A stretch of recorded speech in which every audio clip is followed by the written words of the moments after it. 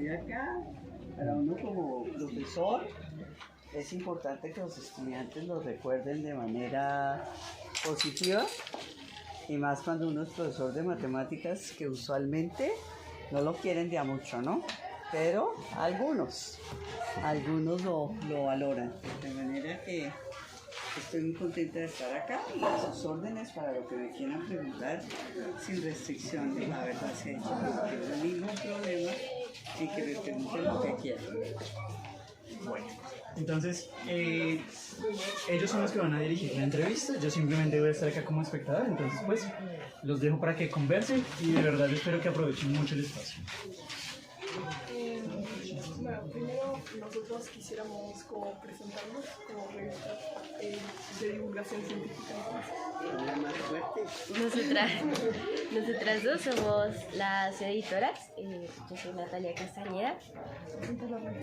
Que bueno, esta es nuestra revista de divulgación científica. Se llama Matriz Filas. En esta edición estamos haciendo acerca de mujeres en la ciencia. Entonces, pues, con tu entrevista nos gustaría, pues, nos aporta mucho al artículo que estamos haciendo.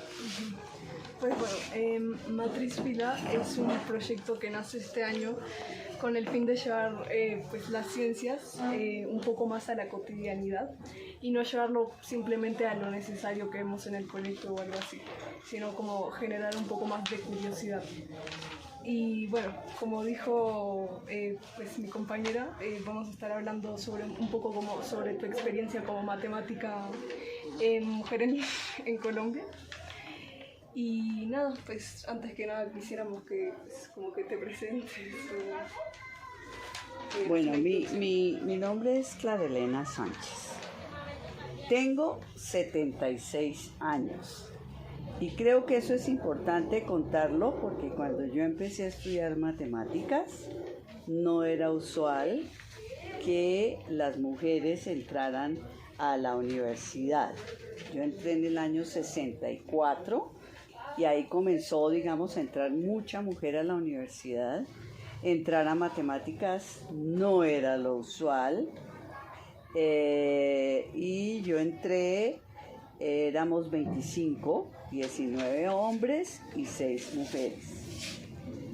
El edificio de matemáticas y estadística quedaba, o queda, porque todavía está ahí, al frente de la Facultad de Ingeniería, que ustedes saben que es una carrera de esencialmente hombres. Entonces, pues llamábamos mucho la atención, tanto a profesores como a estudiantes, que hubiera pues niñas, porque éramos niñas en esa época, 16, 17 años entrando a la universidad. ¿Por qué estudié matemáticas? Porque un profesor del colegio que dictaba los cursos más avanzados, en esa época uno hablaba de quinto y sexto bachillerato, ahora creo que se habla de 10 y 11, nos enseñaba geometría analítica, trigonometría y cálculo diferencial y esas cosas. Era un ingeniero y pues yo era buena en matemáticas, tengo que reconocerlo. Entonces el profesor me dijo: Clara, ¿por qué no estudias matemáticas?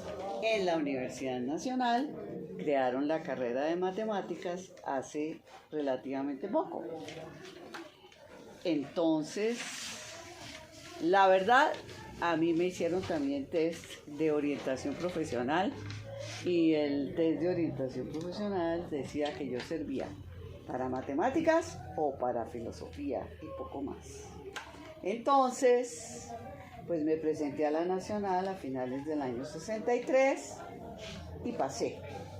Entonces la filosofía pues quedó en segundo plano, pero ya les contaré en mi vida cómo la filosofía vuelve a aparecer en mi vida.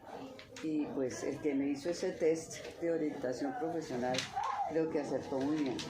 De manera que ahí empecé a estudiar matemáticas y bueno, esa es como la primera parte del asunto. Bueno, vale, yo creo que estás tocando muchos puntos importantes que también tocamos con las preguntas, entonces, pues si no te molesta, podemos comenzar con pues, las preguntas. Claro, yo me siento que ya comenzaron. Bueno, La primera pregunta es, ¿cuál fue tu experiencia como matemática mujer en tus inicios como profesional, teniendo en cuenta que te graduaste en el 72? Mira, yo tuve la suerte de que en esa época se requería profesores de matemáticas porque había cambiado el programa de matemáticas tanto para la educación básica y media como para la universidad. ¿A qué me refiero con eso? En matemáticas hay un momento histórico muy importante que es pasar de lo que se llama la matemática clásica a la matemática moderna. Ustedes deben haber estudiado todo el tiempo con lo que se llama matemática moderna, donde el concepto de conjunto está inherente en, yo diría, casi todo lo que ustedes aprenden, puede que explícita o implícitamente. Entonces, antes de esa época, quienes estaban encargados de, digamos, de dictar las clases de matemáticas, a nivel universitario eran los ingenieros. Y a nivel de enseñanza básica y media eran o los normalistas o los licenciados en educación. A todos, tanto a los unos como a los otros, deberían dar el paso porque eso era ya por una norma internacional y en particular en Colombia había ingresado eso, que había que empezar a enseñar matemática moderna.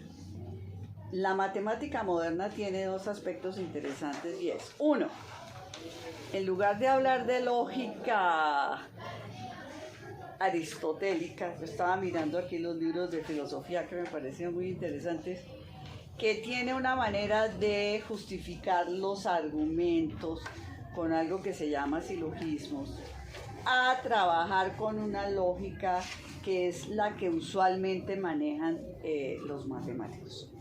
Yo no sé qué tanta demostración se maneja al nivel en que ustedes están. Yo creo que muy poca. Pero lo que pasa es que en matemáticas, a diferencia de las ciencias naturales o de las ciencias humanas, toda afirmación que uno haga tiene que justificarla con unas reglas. Entonces había que empezar a enseñar eso y como les dije hace un momentico, el concepto de conjunto era el que estaba a la base de toda la enseñanza de las matemáticas. A ustedes les debieron enseñar a sumar y a multiplicar y todas esas cosas con conjunticos, o sea, con bolitas que adentro tienen paticos o peloticas o animalitos, y entonces en un conjunto hay unos y en el otro hay otros, y entonces ustedes deben reunir los paticos que hay en el uno y los paticos que hay en el otro para completar los paticos y de ahí aprenden de alguna manera a sumar. No sé si me equivoco, porque yo no he sido profesora de matemática básica y media, siempre he sido profesora de la universidad. Entonces, como les decía, para responder a la pregunta, se necesitaban profesores. Yo estudié en una época en que en la universidad hubo muchísimos problemas, cierres de un año, cierres de 6 meses, y además voy a ser sincera, y eso creo que es importante. Yo perdí materias, entonces me retrasaba un poco, pero como yo quería hacer esto, pues repetía la materia y seguía para adelante. O sea, no es que porque uno le gusten las matemáticas, entonces de una vez va a ser un genio verde y siempre le va a ir divinamente. No, uno se raja, como decimos nosotros acá en Colombia, y tiene que repetir. En la universidad había lo que se llama habilitación, eso ya lo quitaron. Bueno, el cuento es que yo terminé, inmediatamente me contrataron, tuve esa suerte.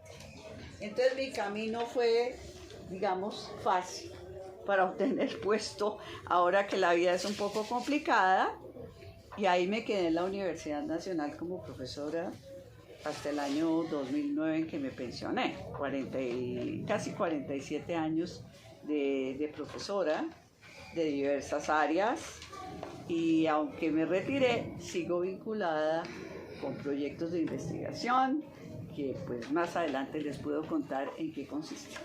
Bueno, esto me me lleva a otra pregunta que pues se me acaba de ocurrir. Y es como, ¿qué condiciones debías tener vos en esa época para poder llegar a ser matemática o científica siendo mujer? Bueno, creo que esa pregunta es muy importante. Mi papá era ingeniero. Nosotros éramos, o somos, porque estamos todos vivos, 6 hijos. Yo soy la mayor. Tengo otra hermana a la cual le llevo 1 año y otra hermana a la cual le llevo 2 años. O sea, éramos 3 mujeres mayores. Después tengo un hermano al cual le llevo 8 años. Después uno al cual le llevo 14 y otro al cual le llevo 16. ¿Qué pasaba entonces? Para mi papá, la educación era fundamental, independientemente de que uno fuera hombre o mujer. A él le importaba era que uno estudiara y que estudiara lo que quisiera. Y entonces eso se refleja no solamente en Clara Elena, que es quien les habla, sino en todos. Mi mamá apoyaba la idea también. Son personas que vienen de ámbitos en cuanto a la educación y a la región del país completamente diferentes. Les voy a contar. Mi papá era bogotano, se había educado en el exterior, era una persona supremamente culta, le gustaban las matemáticas. Mi mamá venía de un pueblo, de Sonsón.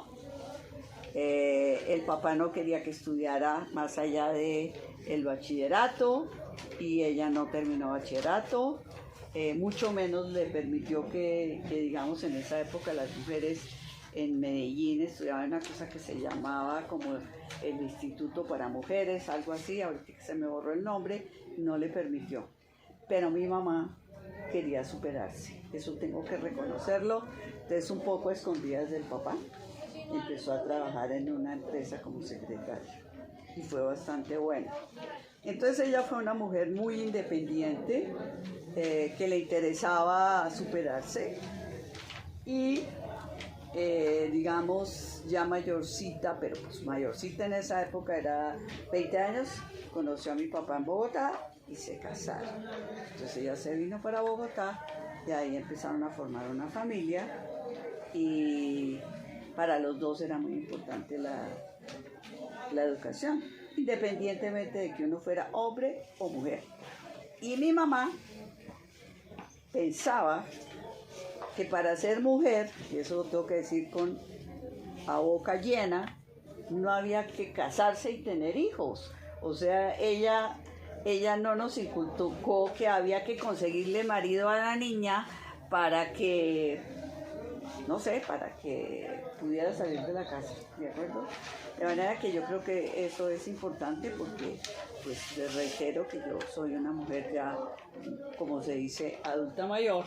Entonces, esos fueron mis papás, o sea, inculcarnos que hay que estudiar y que hay que estudiar lo que uno quiera. No nos obligaron a estudiar A, B o C. Bien, yo soy matemática, la que sigue es antropóloga y la que sigue es artista, que somos 3 mujeres que somos de la misma edad. Hay 2 que son administradores y el otro, si no estudió nada, es comerciante. De manera que creo que la familia juega un papel muy importante y para la mujer sí que lo es, inclusive hoy en día. Pues eso que nos contás pues también está un poco asociado, bueno, según lo que yo interpreto también como la clase económica, ¿no?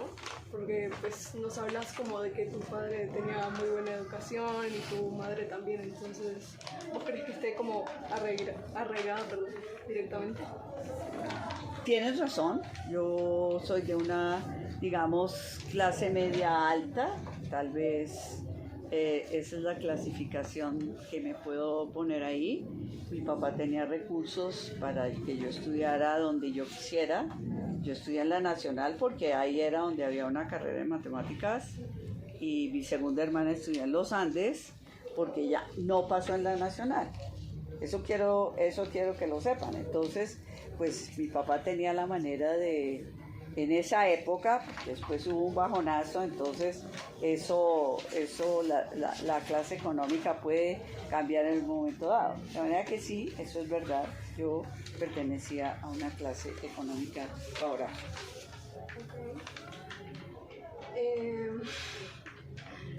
Bueno, siguiente pregunta.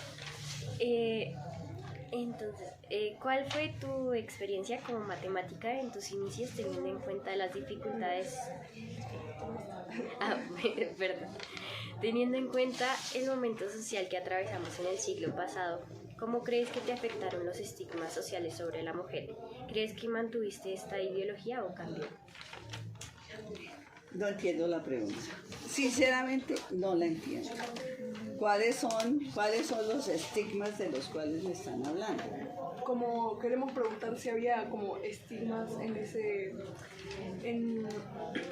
el siglo pasado, pues ya que nos contás como un poco de que la situación, como que ser mujer y matemática en ese entonces no era como muy normal, entonces queremos saber si hay como algunos estigmas y cuáles eran, y pues también si te afectaron.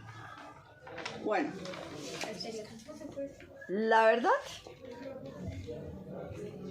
yo no tuve ningún problema para formarme ni para ejercer mi profesión por ser mujer. Tengo que decirlo también a boca llena.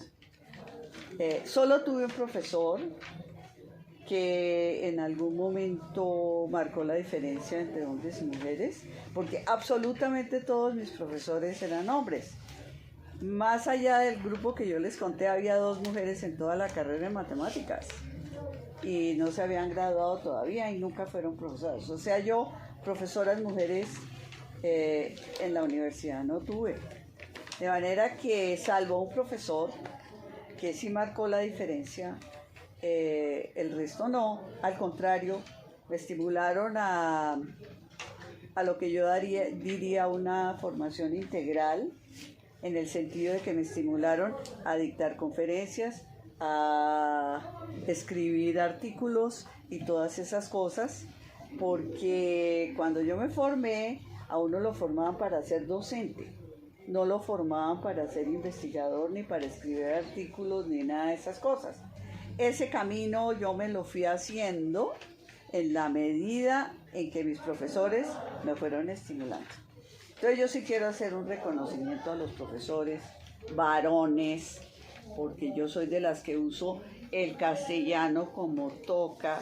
Voy a ser sincera, no me gusta el todas, todos, todes, no. En castellano, el todos nos incluye a todos los que estamos aquí. Verdes, amarillos, azules, lo que ustedes quieran. De manera que yo, pues, obstáculos no tuve, serios no. Como les decía antes, me rajaba. Listo. Pero es que no era la única que se rajaba. Hombres y mujeres se rajaban. Evidentemente había unos compañeros míos que eran mucho mejores que yo. Pero bueno, eso no importa. ¿Qué es lo que importa para salir adelante? Que a uno le guste lo que hace y que las piedras que se encuentren en el camino las pueda superar. Entonces, pues eso de discriminación de género, sinceramente, yo no la sentí, salvo, repito, un profesor, de resto no. Porque en la Universidad Nacional de Colombia, el camino se lo hace uno. Claro, si hubiera habido esa discriminación de género, el profesor que le evalúa un trabajo dice, esta es una vieja, perdón la expresión, no puede seguir adelante jamás. Tengo también que decir que yo seguí la carrera académica con todas las de la ley.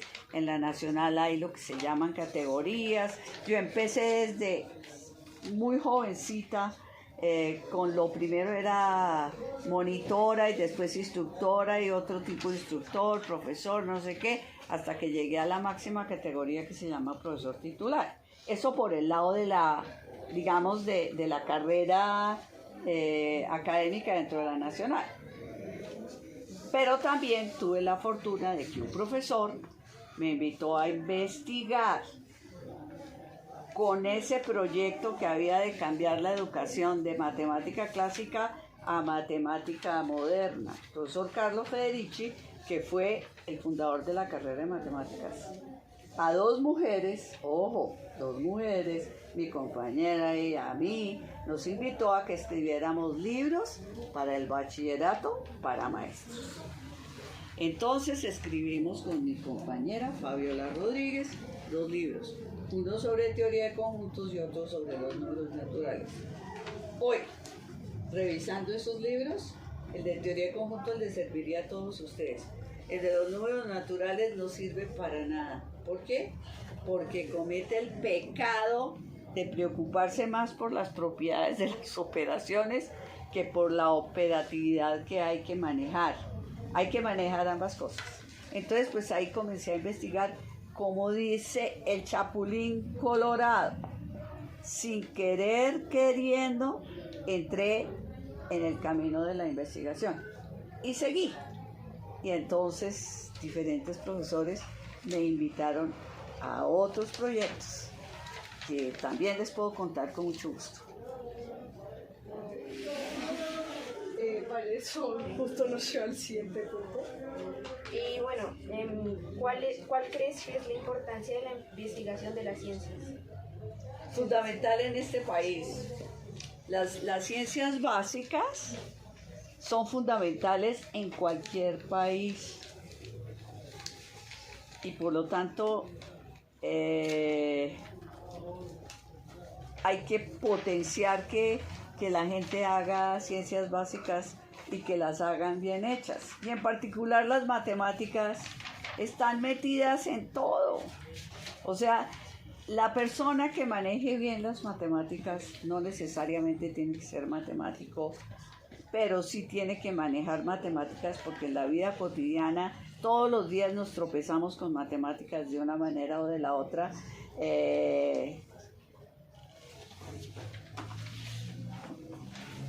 Estimula la investigación. Ciencia de una manera fundamental depende de matemáticas. Física, química, biología cada vez más, lo que ustedes quieran en lo que se llama ciencias básicas. Y en ciencias humanas también, o sea, cada día la antropología tiene matemáticas, la geografía tiene matemáticas, no sé, la sociología también de alguna manera, por el lado de estadística. O sea, si uno va a hacer ciencia, de alguna manera tiene que manejar ciencias básicas y en particular las matemáticas, que son el fundamento de todas las demás. De manera que desafortunadamente en este país no hay conciencia completa de eso. O sea, se dice mucho, pero no se apoya todo lo que debería. Desde que estamos en la República, o sea, desde nuestra independencia, todos los gobiernos dicen ciencia, ciencia, ciencia, ciencia, pero se quedan en el papel, se quedan en la ley y no la estimulan de la manera que la debían estimular. Entonces, si uno quiere hacer ciencia, que quiere hacer investigación, quiere que este país progrese, lo que debe hacer es que ojalá todos ustedes se dediquen a la ciencia y hagan algo por este país. Muchas gracias. Mi compañero tiene una pregunta para ti. Hola, yo te quería preguntar qué tipo de investigaciones realizaste en tu carrera. Bueno,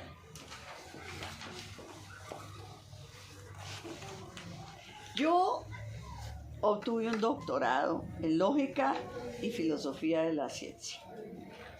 Entonces las investigaciones iban por el lado de lo que ya les hablé de lógica matemática.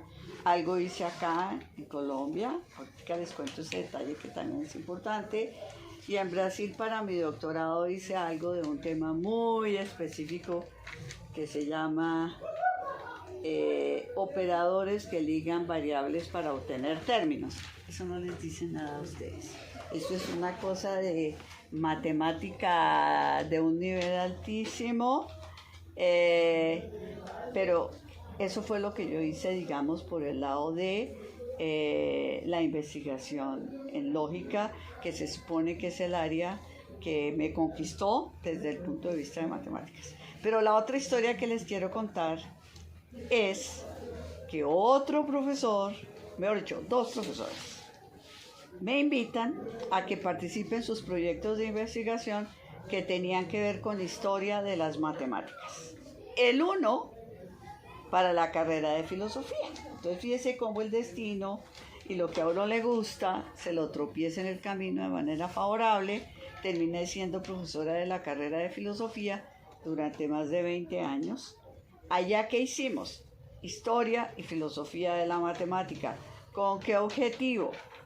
Con el objetivo de que estudiantes de la carrera de filosofía, en esa época había una tendencia filosófica que se llama filosofía analítica y que tenía como base justamente a las matemáticas. Entonces el profesor que manejaba el departamento se llamaba Rubén Sierra, hacía filosofía analítica y quería que los estudiantes tuvieran acceso a eso mejor formados. Entonces nos tocó a un grupo de 5 profesores ponernos a estudiar historia y filosofía de la matemática. ¿Y por qué? Porque ustedes deben saber que la filosofía y la matemática nacen al tiempo. Eran lo mismo durante mucho tiempo. De alguna manera siguen ligados. Entonces el objetivo era el programa del profesor que se llama, porque está vivo, Alberto Campos, era justamente eso, y nos formamos autodidácticamente. ¿Por qué? Porque en la carrera nosotros no nos enseñaron ni nada de historia ni nada de filosofía. Entonces ese grupo en seminarios estudió eso. Ese era un profesor. El otro profesor quería recuperar el patrimonio matemático colombiano. Para uno hablar de alguien que hace matemáticas en Colombia, tiene también que estudiar ese tema, cómo estaba en el mundo, para ver si había alguna novedad, qué tan actualizados o qué tan atrasados estábamos. Entonces ahí comencé a investigar, revisando documentos que hubiera de matemáticas desde el siglo XIX hasta hoy, porque ese proyecto sigue vigente. Y digamos que mi investigación, en la cual llevo muchos años, es justamente esa: historia y filosofía de la matemática, en buena medida para recuperar nuestro patrimonio, pero también en ese camino pues tengo artículos sobre historia de la matemática en general, especialmente sobre la teoría de conjuntos, de la cual les he hablado, sobre los números reales. No sé si saben de qué les estoy hablando, más o menos, y entonces sí tengo cositas de investigación sobre matemáticas puras, llamémoslas así. Vale. Acá me surgen 2 preguntas. Y bueno, es que ya nos explicaste un poco la importancia de la epistemología, que es lo que vos pues abarcaste en tu carrera. Pero también nos gustaría saber un poco cuál te parece que es la importancia de la lógica. ¿De la lógica y de la epistemología? A ver. La definición de lógica es el arte de razonar correctamente. O sea que con eso les estoy diciendo todo. Esa es una de las primeras definiciones de lógica que hay. Todos los seres humanos, mientras no estemos enfermos de la mente de manera grave, razonamos correctamente. El problema es ser conscientes de cuáles son las reglas que manejan ese razonar correctamente. ¿De acuerdo? Entonces, la lógica desde siempre, como la matemática, tiene como 2 aspectos: lo que se llama puro y lo que se llama aplicado. Eso nace desde Pitágoras. ¿Han oído hablar de Pitágoras? Yo me imagino que todos ustedes ya conocen el teorema de Pitágoras. Pitágoras lideraba una escuela que se llama los pitagóricos, y ellos pensaban que todo es número o relaciones entre números. Ahí estoy metida en el campo de la epistemología y de la filosofía con esa frase de los pitagóricos. Si ellos ven que en todo lo que sucede en la naturaleza, externos a los seres humanos, está relacionado con los números, ellos tienen que estudiar los números en sí para ver qué propiedades tienen y todo ese tipo de cosas. Entonces son los que empiezan a encontrarle propiedades a los números.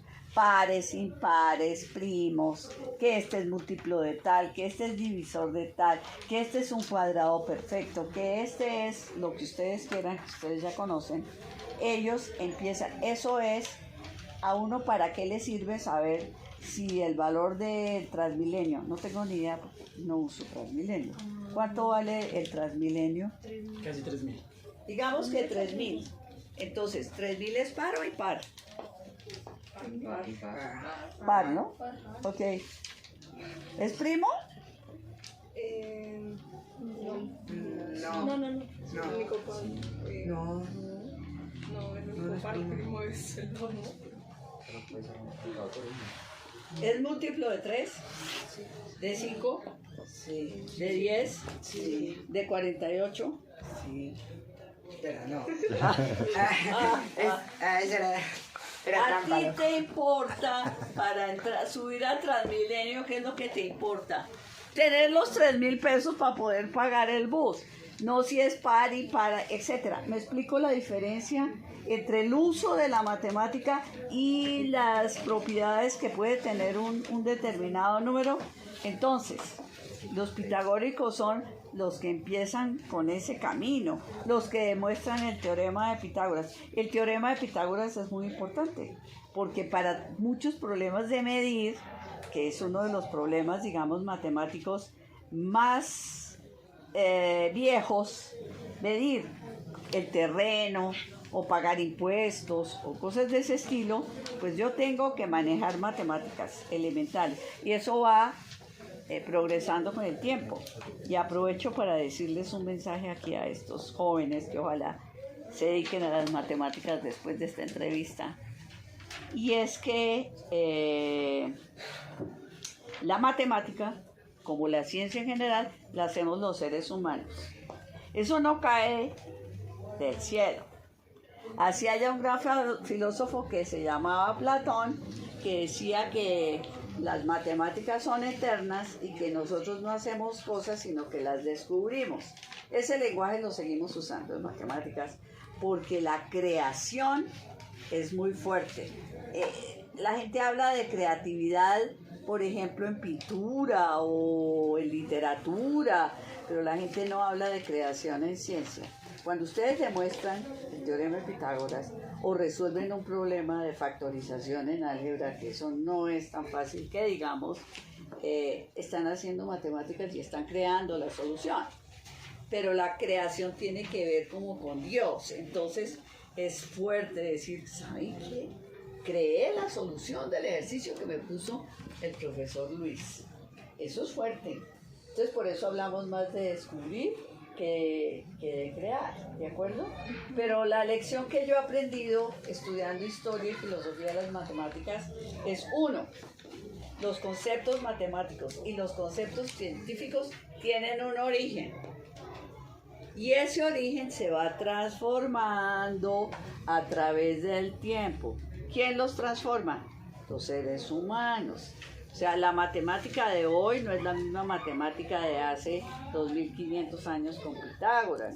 Ha habido una serie de personajes que han visto que esta teoría, lo que voy a decir vale para matemáticas y para cualquier ciencia, esta teoría vale hasta hoy, pero ya no resuelve algunos problemas, entonces hay que modificarla para que pueda resolver el problema que nosotros tenemos. En física, por ejemplo, pues Newton es el gran creador de la física que se llama mecánica newtoniana.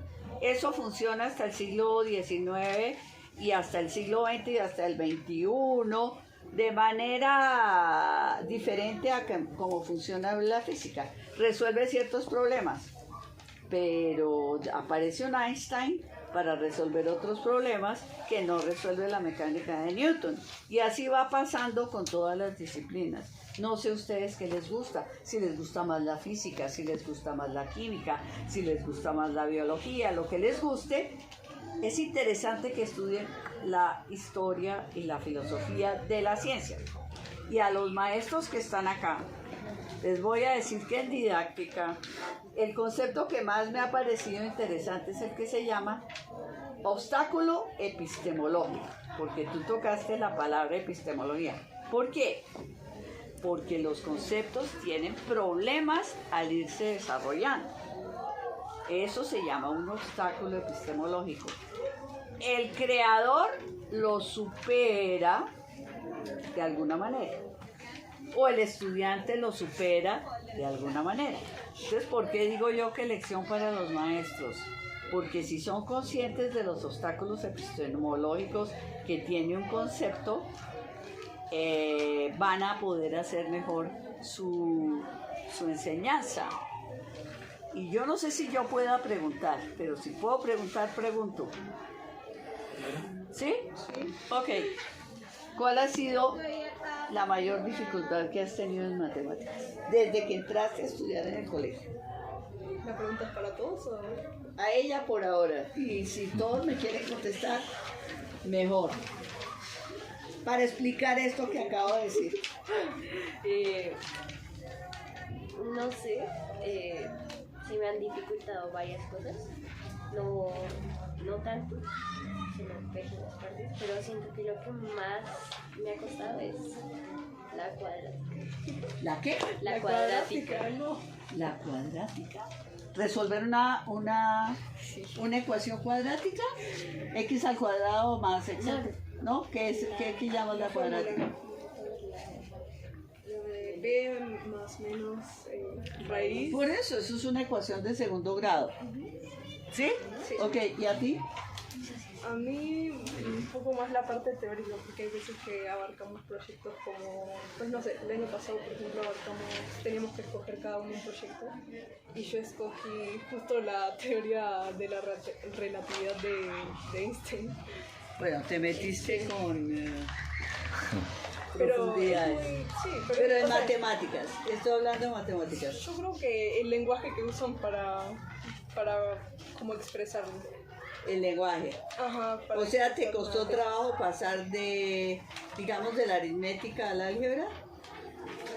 No, yo digo más la parte como teórica de las investigaciones. Digamos que acá te explican una cosa como la aplicación de algo, pero luego vas a leer la parte teórica y es como muy complicado entender a qué términos se refieren.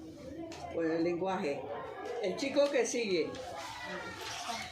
La verdad no sé si es un tema o algo, pero a mí se me ha dificultado mucho las, por ejemplo, decimales en divisiones y multiplicación.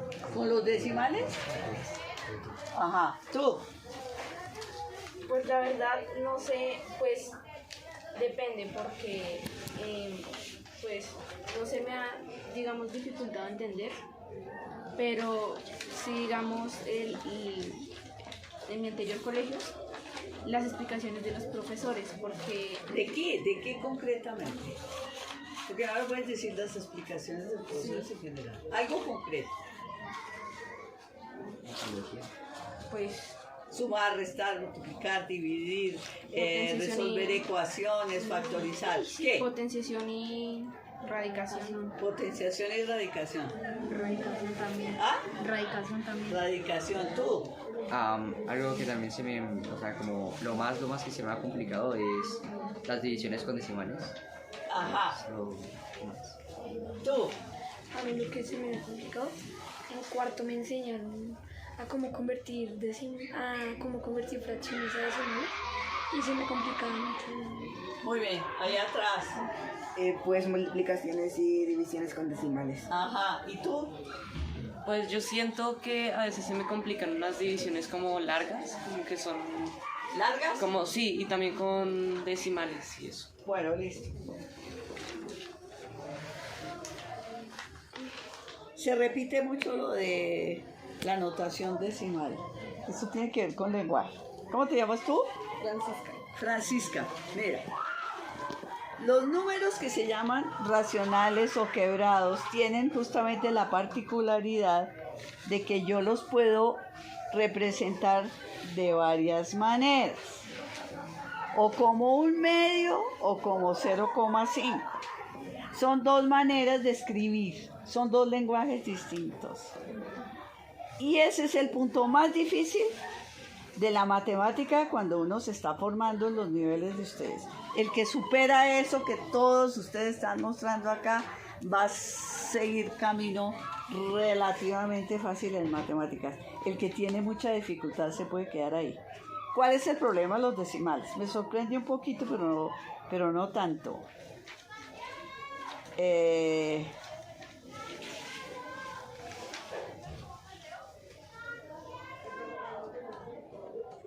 manejo de la coma. El manejo de la coma. ¿Dónde queda la coma cuando yo multiplico? ¿Dónde queda la coma cuando yo divido? Porque si quito la coma, estoy en los naturales. ¿Estamos de acuerdo? Sí. Ok, entonces es cuestión de técnica. Ahora bien, el problema con los decimales es que es un sistema que permite hablar de los que son racionales, que tienen periodo fijo, como de los que son irracionales, que no tienen periodo fijo. Y seguramente ustedes no han trabajado mucho con irracionales. Yo no sé. O sea, raíz de 2 es irracional. Raíz de 3 es irracional. ¿Cuánto da raíz de 2 más raíz de 3?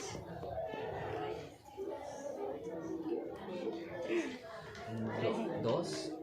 Profesor, ¿cuánto da raíz de 2 más raíz de 3? Sigue siendo irracional. El único que puede responder es eso, que es un irracional, pero no sabe exactamente cuál es. Ese es un obstáculo epistemológico, que uno siempre espera que la respuesta la pueda expresar. Si yo les digo, ¿cuánto es 2 más 3? Todo el mundo me va a responder, 5. O sea, hay maneras de escribir o de expresar lo que estoy pensando. Entonces, raíz de 2 más raíz de 3. Si lo expreso en decimales, encuentro la respuesta. Si lo dejo con la representación que acabo de decir, radical 2 más radical 3, no hay un numerito que yo le pueda asignar a eso. Esos son obstáculos epistemológicos. Entonces, los decimales, curiosamente, sí, es una de las cosas. Yo he trabajado con... en el año 2009 entré a trabajar con maestros. En la Nacional hay una maestría para enseñanza de las ciencias y ahí descubrí sobre todo cuáles son los mayores problemas que tienen los estudiantes de la enseñanza media, porque los profesores me decían, profesora, uno de los problemas es los decimales, el otro decía que el problema es, los números enteros no salieron a relucir acá, pero ese es un problema muy serio. Otros me decían que proporcionalidad. ¿Saben de qué les estoy hablando en proporcionalidad? ¿Nadie ha tenido problemas con proporcionalidad? ¿No? Ajá. ¿Eso en qué nivel? ¿O será que ellos no han tenido que ver con eso? Ellos ya lo vieron, ¿se acuerdan Sí. lo de los triángulos? De pasar de un triángulo que no tenga una relación. Lo que se llama triángulos semejantes. Pero ven, la proporcionalidad que uno la ve en geometría, eso tiene aplicaciones en la vida práctica de la manera más impresionante que ustedes se puedan imaginar. En química la proporcionalidad es fundamental, por ejemplo. En cocina también. Si yo veo una receta que me dice que para 4 personas y yo tengo 8 invitados, pues lo que debo hacer es Multiplicar por 2. multiplicar por 2. Y si tengo 5, pues multiplicar por 5. O depende. Porque la receta es para 4 y yo tengo 5. ¿Qué hago?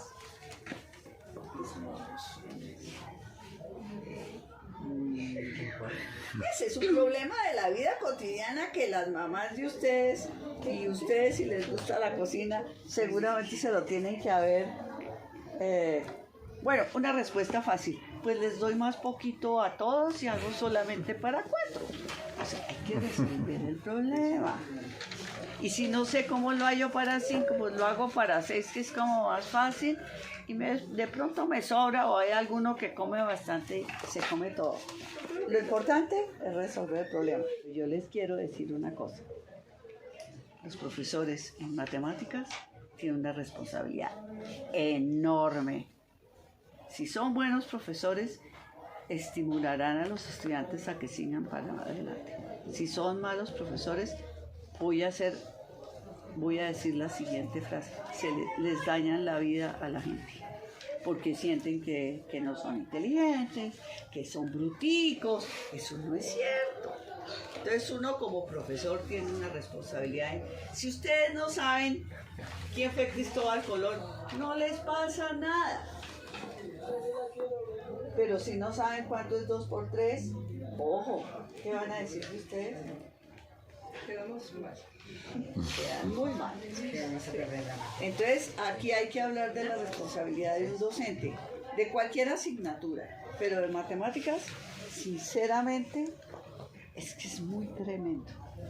Y lo digo como profesora universitaria, donde pues yo me preocupé por no hacerle daño a nadie. Puede que a algunos les haya hecho daño, porque uno no es monedita de oro para gustarle a todo el mundo, pero eso es importantísimo. Mucha gente queda marcada negativamente por un mal profesor. ¿Y por qué? Porque no sabe historia y filosofía de las matemáticas. Ojo con eso. No sabe y es dogmático. 2 por 3 es igual a 6. ¿Por qué? Pues porque sí. Aprendas de la tabla y no pregunte más. Si el profesor tiene herramientas para explicarte por qué 2 por 3 es igual a 6, seguramente superará el obstáculo. Bueno. Ya nos estamos dando un poquito cortos, pero bueno, me gustó mucho ese punto que tocaste, que es genial. También, digamos, las comparativas que puede tener también la matemática con el mundo en el que vivimos, como las aplicaciones que tiene en la vida real, como no sé, la segunda ley de la termodinámica o algo así. Pero bueno, ya me toca seguir al siguiente punto. Entonces, bueno, la pregunta es, en el 88 realizaste un viaje vos a Brasil para hacer tu doctorado, donde pues se desarrollan factores muy importantes para la lógica, y pues también había como muchos matemáticos migrando hacia Brasil por eso. Entonces la pregunta es un poco a qué se debe esta fuga de cerebros, y también muy importante, como por qué regresaste a Colombia, como qué potencial viste en Brasil, pues en la situación que tienen en cuanto a la matemática, y pues también pues el potencial que viste en Colombia. La Universidad de Campinas, que queda a 100 kilómetros de San Pablo. Allá como acá hubo problemas de violencia estudiantil muy fuertes, y entonces decidieron fundar una universidad en Campinas, que era como aislada de los centros urbanos, para que los problemas, si había, estuvieran alejados de la capital. Cuando yo llegué allá, en realidad fue en el año 78, estaba comenzando esa universidad, y el programa que yo hice, que era el de lógica, en un centro que se llama Centro de Lógica, Epistemología e Historia de la Ciencia, tuve la fortuna de que me dirigiera la tesis uno de los máximos exponentes de la lógica en Latinoamérica, que se llama el profesor Newton da Costa.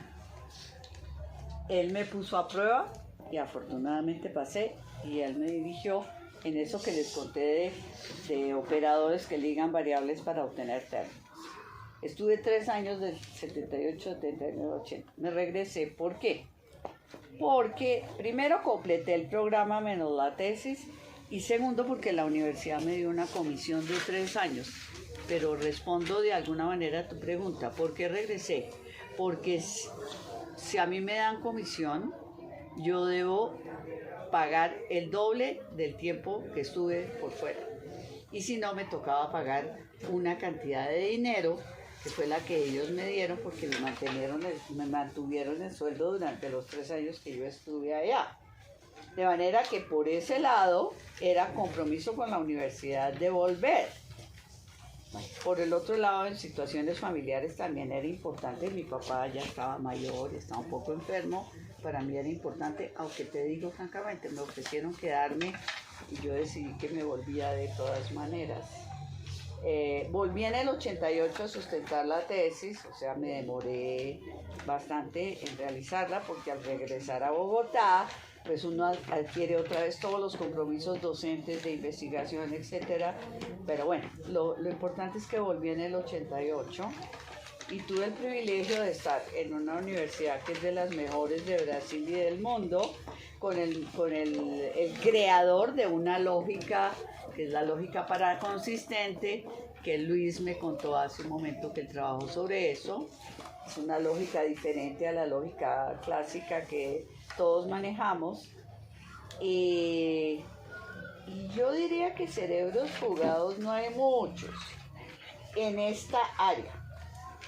El área de la lógica en Colombia tiene una característica especial. El profesor Federici, fundador de la carrera de matemáticas en Colombia, vino a Colombia en el año 48, la víspera del 9 de abril.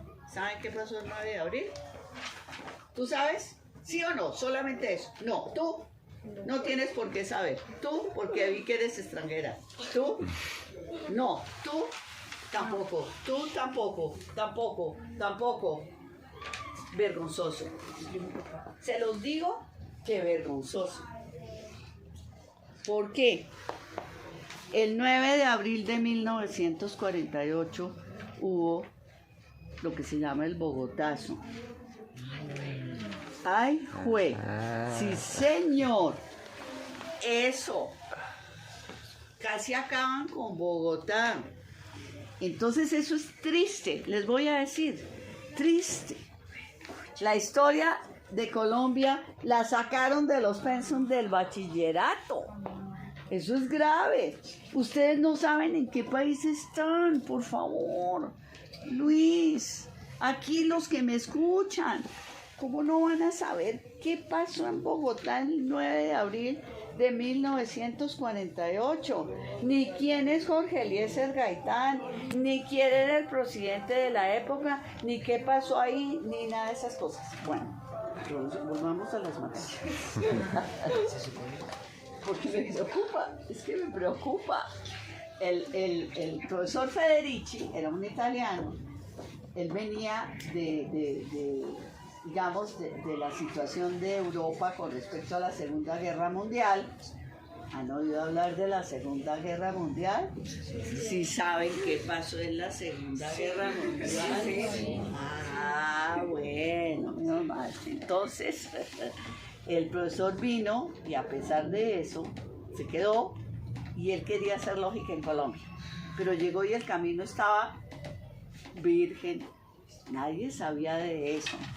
A él le tocó hablar de eso a los ingenieros y en Colombia entonces empieza como a potencializarse esa área que no es usual en todas las carreras de matemáticas que a uno le enseñan lógica. Hay estudios de matemáticas que son buenos, excelentes, pero la asignatura lógica no la enseñan. Bueno, eso es otro problema. El cuento es que por eso aquí en Colombia la lógica tiene un sentido especial, particularmente en la nacional. A ese grupo también llega un profesor que se llama Javier Caicedo, que es el que va a potenciar el estudio de la lógica en la Universidad de los Andes, y entonces hay un grupo que se llama Grupo de Lógica de Bogotá, donde la mayoría son o de los Andes o de la Nacional, y trabajan un poco en llave. Pero no, eso no es muy usual, o sea, hay carrera de matemáticas en Medellín, por decir algo, es posible que allá no enseñen lógica, porque no, inclusive no haya quien la haga como se hace en Bogotá, por ejemplo. Entonces, ¿por qué? Porque la lógica es esencial para hacer matemáticas, pero eso se aprende haciendo, y no necesariamente tengo que estudiar la parte completamente teórica. De manera que, bueno, por eso fue que yo regresé y aquí estoy. Y aquí me quedo, como dice un presidente. ¿Saben qué presidente decía? Aquí estoy y aquí me quedo. Si no saben del Bogotazo, menos van a saber de ese presidente. De manera que ese presidente se llama Ernesto Samper. ¿Han oído hablar del elefante en la presidencia de la República? Un poco. Potenciar la historia de Colombia, por favor. Por favor. Que nos quedamos en Colón desde Se quedaron en que Colón descubrió América y hasta ahí llegaron. Bueno, muy bien.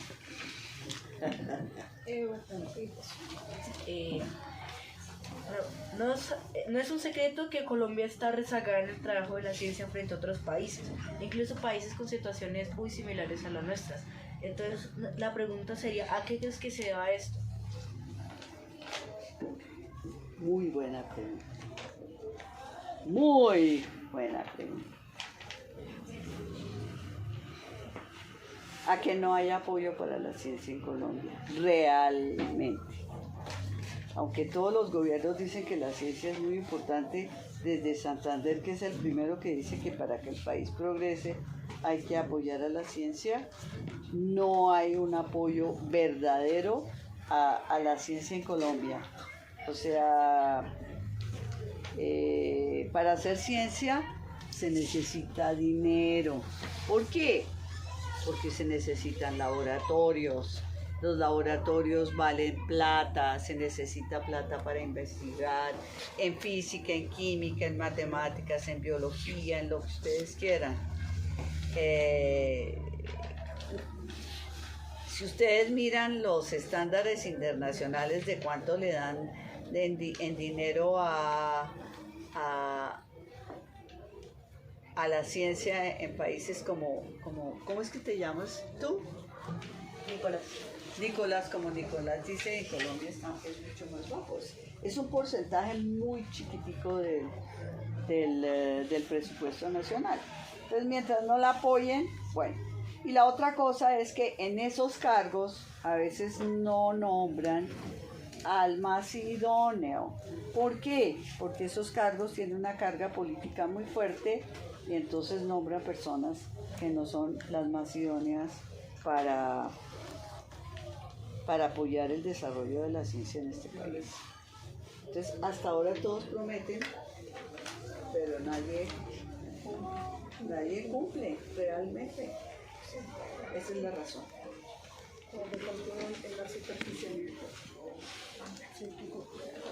Bueno, entonces yo tengo una pregunta que me surgió a partir de vi que tú habías hecho una investigación acerca del aporte de los extranjeros a la matemática. Entonces, esta pregunta que me surgió, ¿cuál crees que fue el aporte más grande que los extranjeros pudieron hacer a la matemática en Colombia y al desarrollo, o en general al mundo? Pues el aporte de ellos es, uno, hacer conciencia de que en Colombia estábamos atrasadísimos en matemáticas.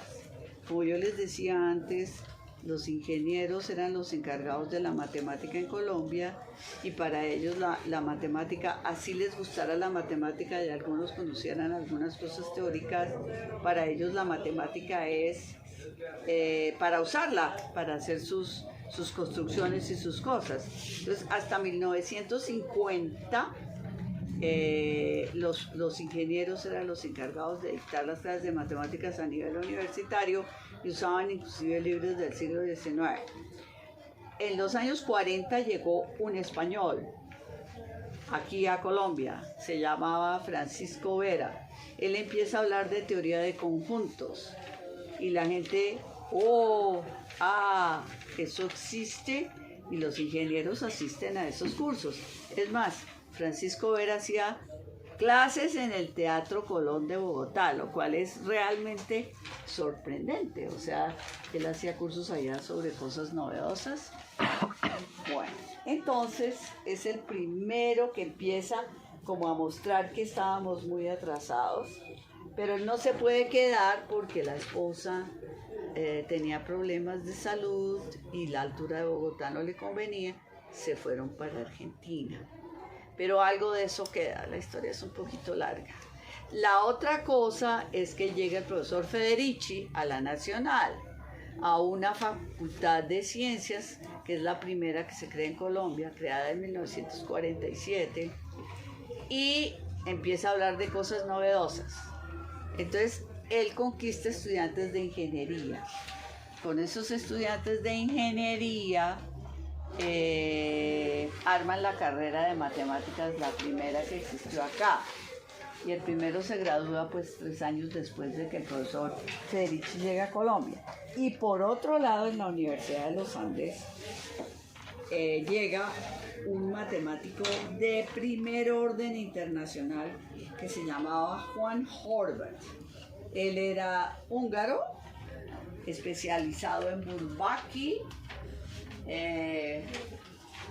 Eso es la matemática moderna al más alto nivel. Pero él llega a los Andes, que estaba empezando a funcionar. Él llega en el año 51, 52 y los Andes la fundan en el 48. O sea que allá lo que había era carrera de ingeniería y los cursos elementales, geometría analítica, trigonometría, cálculo, esas cosas, pero no había profesores, digamos, de alto nivel en matemáticas, no había. ¿Dónde había alguien que podía escucharlo un poco mejor? En la Nacional. Entonces ya había carrera y el que hizo los cursos más avanzados fue el profesor Juan Horvath, húngaro. El profesor Federici era físico y matemático y no él era como del lado de la lógica. El profesor Horvath sí era, repito, entonces él es el que empieza a hablar de cuestiones un poco más avanzadas de matemáticas. Entonces yo diría que esencialmente son esos 3 extranjeros en el artículo que ustedes veo que conocieron. El aporte de los extranjeros en Colombia, yo diría que son esos esencialmente 3. Al colegio,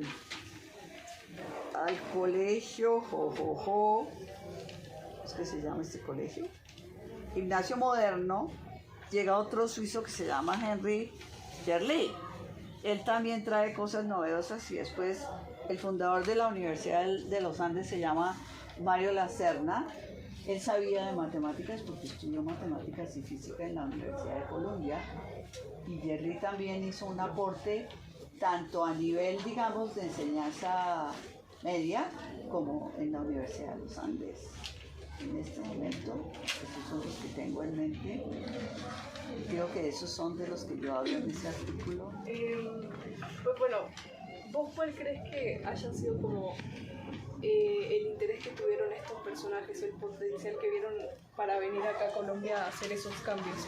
Pues teniendo en cuenta que Colombia pues estaba en situaciones pues, cuestionables, vulnerables. Entonces, ¿cuál crees que haya sido como el interés o el potencial que vieron? Mírate, me faltó uno muy importante, profesor Yu Takeuchi. Él llegó en el año 59. Takeuchi tiene una frase fantástica que define a los colombianos, que dice lo siguiente: un colombiano es más inteligente que un japonés. Él era japonés. Pero 2 japoneses son más inteligentes que 2 colombianos. ¿Cuál es el mensaje de Takeuchi? Los colombianos somos muy individualistas. No nos gusta y no sabemos trabajar en equipo.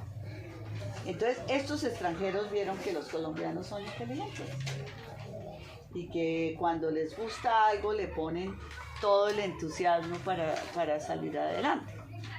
Pero el problema que tenemos es que a veces para salir adelante hay que trabajar con otros y entonces los celos, la competitividad, yo que sé, tantas cosas en la vida hacen que la gente no pueda surgir como debe. Pero que el colombiano tiene potencial para ser matemático o físico o biólogo o astronauta o lo que tú quieras. Y en particular las mujeres los tenemos. Eso es confianza en sí mismo y confianza en nosotros. Y lo malo en este país es que mucha de esa inteligencia que tenemos, de esa berraquera, creo que no es palabra que no pueda usar, es que ha sido usada para el mal y no para el bien.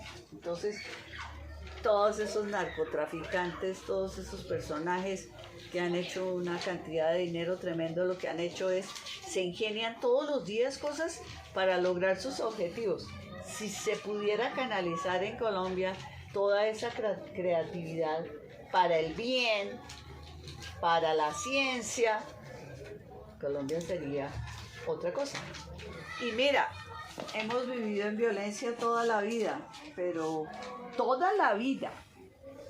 Si ustedes, chicos, ojalá de acá empiecen a interesarse por la historia de Colombia, el siglo XIX vivimos de guerra en guerra y en el siglo XX hemos tenido unos cuantos problemas y seguimos en el siglo XXI. Y a pesar de eso, pues Colombia, ahí va, ahí va. Tenemos que creer en nosotros mismos y en nuestro país. Yo sería, aquí veo que hay, tú debes ser argentina, uruguaya, ¿o qué eres? Argentina. Argentina, ya tenemos un español. ¿Y los demás? ¿De dónde son? Tú. Estadounidense. Ay, este colegio es international. ¿Es true? ¿Cómo? Ah, eres norteamericano, Señor. pero hablas perfecto español. Así es que me vine a los 5. O sea, he estado la mayoría de mi vida acá. Pero tus papás, ¿de dónde son? Mi mamá es de Colombia, de Bogotá específicamente, pero mis papás son de allá. De allá. ¿Y tú? Español. ¿De qué parte de España? De Asturias. Ajá. ¿Y tú? Colombiano. ¿De qué parte? Bogotá. Bogotá. Soy de Colombia, de Santanderiano. Santanderiano. De Bogotá, de Colombia. De Bogotá. De Bogotá. De Bogotá. De Bogotá. Cúcuta. De Cúcuta. Buenos Aires. De Buenos Aires. De Bogotá. De Bogotá. Ok. Adivinen dónde nací yo. Pues, bueno, Buenos Aires, ya lo sabemos. Ah, bueno. Nací en Cartagena, pero de cartagenera no tengo sino la fe de bautismo. Como ya les conté, mi papá era bogotano, mi mamá paisa, y entonces soy una mezcla de esas dos cosas. Pero bueno, tengo fe de bautismo cartagenera. Bueno, me alegro que aquí el grupo sea internacional, en el sentido que hay que enriquecerse los unos de los otros, porque eso también es interesante. El español, el gringuito y la Argentina de Buenos Aires, hay que sacarles provecho, pero buen provecho, ¿no? Ok. Muy bien, ¿qué más? Antes de terminar, yo quería hacerte una pregunta y es, ¿cómo crees que podría seguir evolucionando la matemática en Colombia? O sea, ir al siguiente nivel en eso. Esa es una muy buena pregunta. Porque es una muy buena pregunta. Porque como ya les dije, la matemática tiene dos aspectos. El aspecto teórico y el aspecto, llamémoslo, práctico. La formación en la Universidad Nacional es completamente teórica. Es más, lo que se llama matemática aplicada a veces la consideran de segundo nivel. Y eso es completamente falso.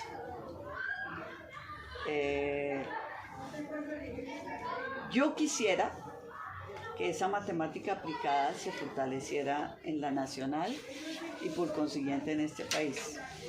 O sea, que todo ese potencial del que yo les digo que creo que existe, se aprovechara para hacer cosas en las cuales la matemática puede jugar un papel importante. Voy a decir algo que puede sonar un poquito petulante con respecto a los matemáticos. Cuando uno se forma en matemáticas, las puertas para que haga lo que más o menos le parezca están abiertas. Lo que no sucede con otras disciplinas. O sea, el paso de la matemática a la ingeniería, a la sociología, a la historia, al deporte, a la biología, a lo que ustedes quieran, si a uno le interesa eso, uno puede dar el paso relativamente fácil. Al revés no es tan fácil. O sea, el biólogo que decida por alguna razón dedicarse a las matemáticas difícilmente lo va a hacer. Pero Entonces, yo alguna vez en una entrevista que me hicieron, a algunos les pareció que no, eso no era correcto, es que en Colombia no saben para qué sirven los matemáticos. Mi historia de vida les puede mostrar a ustedes que yo me he metido en ámbitos como la historia y la filosofía, que aparentemente nada tienen que ver con matemáticas, aunque son supremamente cercanas. No me he metido en otras cosas porque no me interesa, pero profesores de matemáticas de la Nacional, rector, director de deportes, director de Unimedios, o sea, algo tiene que ver con comunicación y cosas de ese estilo. Entonces, para responderte a ti, en Colombia se debería fortalecer ese aspecto. No preparar tantos matemáticos puros, sino preparar dos cosas. Buenos docentes, especialmente para enseñanza en los colegios, porque ahí es donde se define la vida de la gente. Y yo no quiero que la vida se les defina porque son buenos o malos en matemáticas. Que la vida se las defina porque es que me fascina X, Y o Z. Tiene que ver con matemáticas o no, no importa. Buenos docentes, o sea, buenas docentes, hay mucha, lo digo con tristeza, hay mucha deficiencia en los profesores de enseñanza básica y media para enseñar matemáticas, y hay mucha deficiencia en el uso de la matemática para diferentes cosas. En Europa, en Estados Unidos, los matemáticos están en las grandes empresas ayudando a pensar para resolver problemas. ¿Por qué? Porque lo que matemáticas le da a quien se dedica a ella es capacidad de análisis para resolver problemas. Y eso es lo que hay que fortalecer en la gente, la capacidad de resolver problemas. O sea que tu pregunta, ojalá el ministro de Ciencias o el de Educación escuche esta entrevista. Y bueno, entonces, la siguiente pregunta y la última es que, ¿qué podríamos hacer nosotros como una revista de divulgación científica para ayudar a la evolución matemática en Colombia? ¡Muchísimo! ¡Muchísimo! Mostrar, por ejemplo, con la ayuda de los otros profesores de ciencias, relaciones entre matemáticas y biología, relaciones entre matemáticas y química, relaciones entre matemáticas y física, y el reto para los de ciencias humanas también. ¿Será que la matemática tiene algo que ver en historia? ¿Estarán usando la matemática en historia? ¿Estarán usando la matemática en sociología?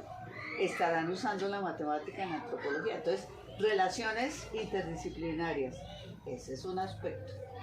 El segundo es el que yo les decía, que los conceptos matemáticos tienen historia. Entonces pueden encontrar historia del teorema de Pitágoras, o la historia de cuándo y por qué nace la geometría analítica. ¿Será que toda la vida hubo geometría analítica? No. ¿Cuándo y por qué? ¿Quién lo hizo? Cosas de ese estilo. O sea, ustedes pueden en su revista contar muchas cosas. Sobre todo, eso que les acabo de decir. Relaciones con otras áreas del conocimiento y algunos conceptos de matemáticas, contar de dónde nacen y qué desarrollos han tenido. Igual vale para las otras disciplinas de ciencias. Tú que estás trabajando sobre Einstein, pues ahí puedes contar por qué, cuándo, cómo es que a Einstein se le ocurre lo que se le ocurre. Esto es bien importante al nivel de ustedes. De manera que eso es algo que ustedes pueden hacer. O sea, tienen un mundo gigantesco. Bueno, lamentablemente se nos acabó el tiempo y lo digo con mucho pesar porque en este salón pues se encuentran muchas de las personas que me han hecho querer las matemáticas, en particular la lógica, y por eso es que aprecio tanto también esta entrevista. Y usted como profesora, porque empecé mis primeros pasos pues en sus clases de fundamentos de matemáticas que son fundamentales para toda la carrera, y acá con los chicos porque encontrarme también el interés de ellos en buscar otras formas de enseñarle, en encontrar como estas propuestas para la educación y para el país ha sido realmente muy gratificante. Yo me he disfrutado muchísimo esta entrevista. De verdad lamento que haya sido el tiempo tan corto, pero agradezco profundamente a título personal que nos haya podido colaborar. A nombre del Colegio Montemuril también le agradezco muchísimo. Y de la revista Matriz Fila también pues quiero agradecer a los chicos porque ellos llevaron a cabo toda la entrevista y de verdad sé que le han metido mucho empeño. Es algo extracurricular además, es algo que de verdad están haciendo con nada más que empeño. Y yo creo que es una de las cosas fundamentales para la matemática y la ciencia en general. Entonces, muchas gracias, profesor Clara. No, las gracias son a ustedes. Chicos, los felicito por las preguntas. La gran mayoría son las preguntas obvias que le hacen a una mujer, porque seguimos en un mundo donde máximo el 25% de las mujeres somos matemáticas. En todo el mundo, ojo, en todo el mundo, no es que Colombia estemos en desventaja, no, sobre eso he estudiado también, de manera que las preguntas estuvieron pues muy acertadas. Aquí hay varias niñas, las felicito y sigan su camino como les guste. Y qué pena con los papás, pero no vayan a permitir que los papás les impidan su camino, se los digo francamente. Yo creo que el éxito de uno está en que los papás lo dejen a uno ser lo que uno siente, lo que uno quiere, le pondrá todo el empeño. Si el papá de ella es abogado y dice que tiene que ser abogado para que se encargue de la oficina de la familia, pero tú detestas eso, por favor no lo vayas a hacer. Ese es mi consejo. Y estoy a la orden, ya saben, cualquier cosa que quieran, con el mayor gusto, se las seguiré respondiendo. Y de pronto, si Luis me invita otro día, les hago una charla específica sobre algún tema que les llame la atención de todo lo que hablamos ahora. Encantada con ustedes. Muchas gracias. No, con mucho gusto.